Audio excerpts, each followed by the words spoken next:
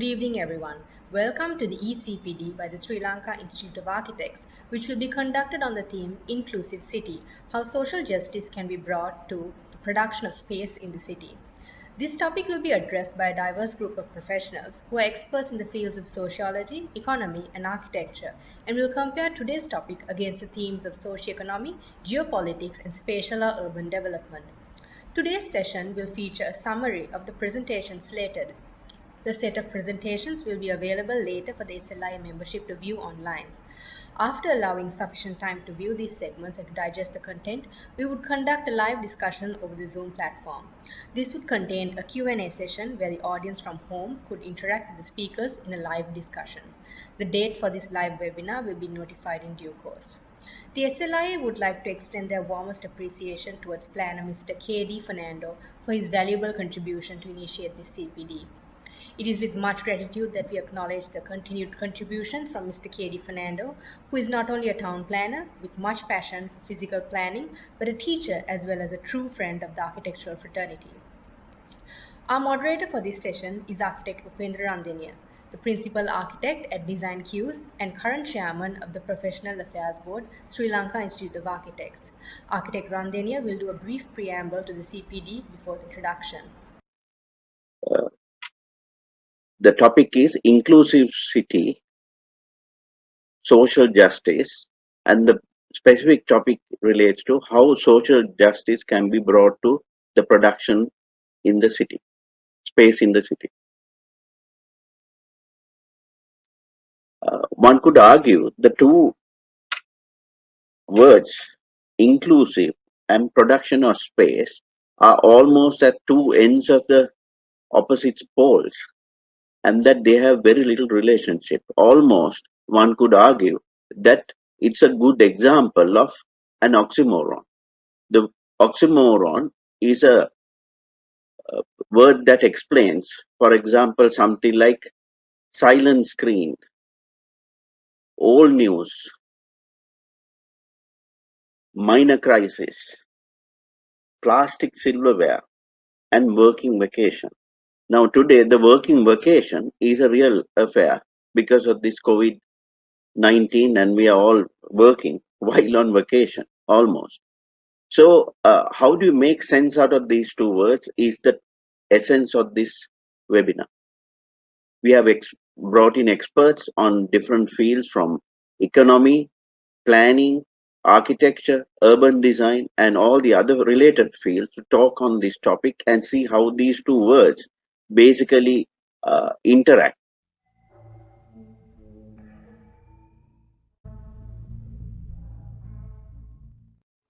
Hi, a warm welcome to our first CPD session conducted on the Zoom platform. So this is the first of its kind, and I am very thankful for the staff of SLIA and especially Mr. Upendra Randenia for convening this session.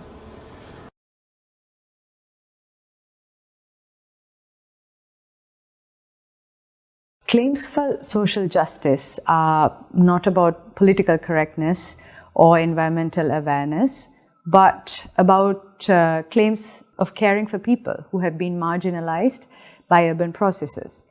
A focus on social justice becomes even more important in the age of urban greening, where the challenge is to balance economy, society, and the environment.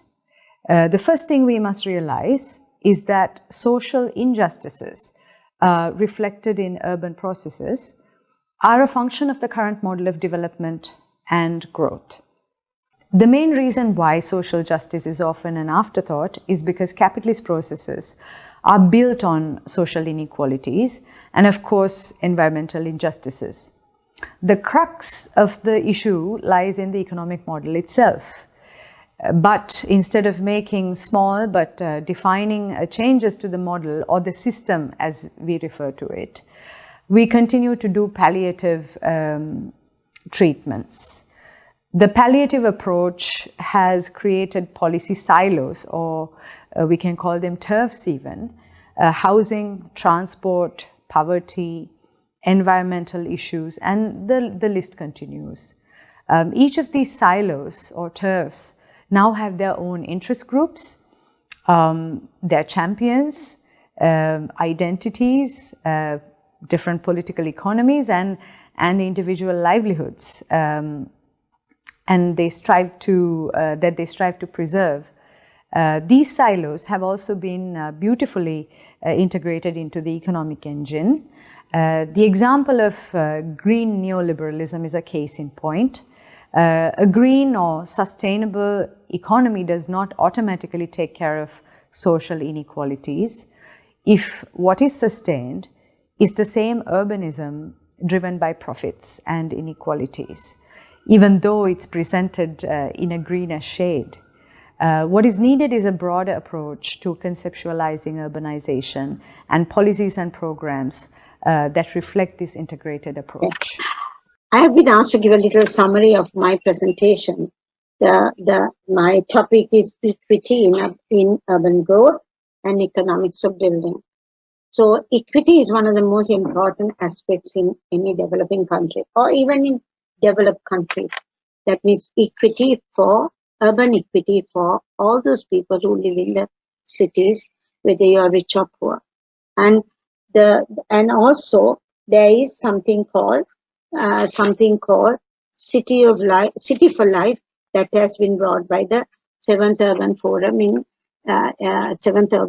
which I think is a fantastic concept, City for Life. So as far as we are concerned, as architects, engineers, conservators, we must look at this phenomenon of urban equity in development, and it is an important phenomenon. Unequal cities have difficulties to optimize, and therefore it is difficult for them to achieve this concept, cities for life. So we as architects, the answer is equity development. How do we go about equity development? Making sure that there is a framework, there is a national policy, and also policy has various projects that are useful to the urban people, right? And then making sure that architects, engineers, conservators, and urban designers, urban planners, that we as to promote urban equity and development of cities and enhance this concept called City for Life. The theme for this event is to discuss the integrated geospatial approach for integrating national physical planning with policy planning, or the creation of the national physical plan with the policy plan. Both are expected to promote development or regulate development in a variety of ways. And the geospatial approach comes because the national physical plan will allocate the areas or locations and the spatial places for settlements, human settlements, who are then expected to live socially active, environmentally very concerned, and certainly where the economy has taken place. Now, the National Physical Plan therefore promotes some of the concepts such as Colombo and think of the five major regions of five metropolitan regions being created in Sri Lanka for what is known as a little more concentrated settlements, human settlements to happen. While at the same time, it creates areas, particularly in the fragile locations of the hill country and some of the forest areas, as not permitted for some of these human settlements to take place. Now, its implementation of those proposals, however, require connections with the rest of the broader administrative institutions in this country. Now, this is another area that is a little weak between the implementation of the planners, physical town planners, and the typical administrators for the rest of the country. Now, our idea of this forum is to discuss these issues which can promote the policy plans and the national physical plans to integrate more effectively so that architects will benefit from the development activity that will come out of. Thank you. Now, in the light of the foregoing discussion, the key recommendations relating to the need for the intervention through national policies on urbanization in the LMICs are: 1. The promotion of planned urbanization as opposed to the reliance on market forces and or ad hoc planning. 2. The concurrent focus on agriculture and rural development to ensure that urbanization will be an equitable process. 3. The planned development of small towns with efficient urban governance to provide equitable access to social and economic infrastructure for their residents and also, importantly, for their respective rural hinterlands. 4. The planned development of medium-sized towns with efficient urban governance to function as ready target locations for rural migrants as alternatives to private cities. 5. And the last, the need to recognize the serious health hazards that are inherent and hard to combat in dense ghettoized populations in large cities, especially in the context of a pandemic. These recommendations, if implemented, will surely help us in managing urbanization for equitable urban growth in the LMICs. Thank you for your patience.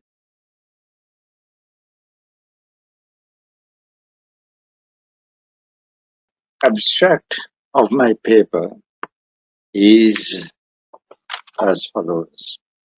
It is common knowledge that when we talk of development projects, we look for sustainability to justify our projects.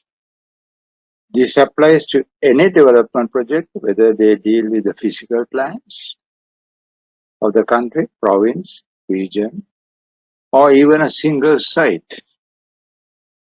In this context, the first priority is given to economic prosperity to find out whether you get your financial returns back. But since of late, the next in line is the environmental quality. However, there is a third and a fourth pillar to carry weightage as the first two. They are social equity and cultural heritage. The world has recognized the importance of these two pillars and now call for a socio-cultural assessment to be carried out to spell out how these proposals affect the community directly. When considering people, the total inclusiveness of the community has to be included. Unfortunately, this is not the practice in Sri Lanka at the moment, even though we, as architects and planners, are expected to design for the people.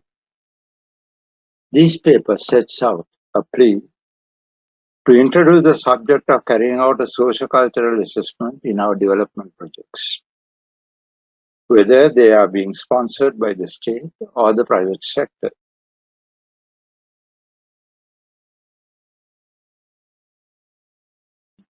An inclusive human city.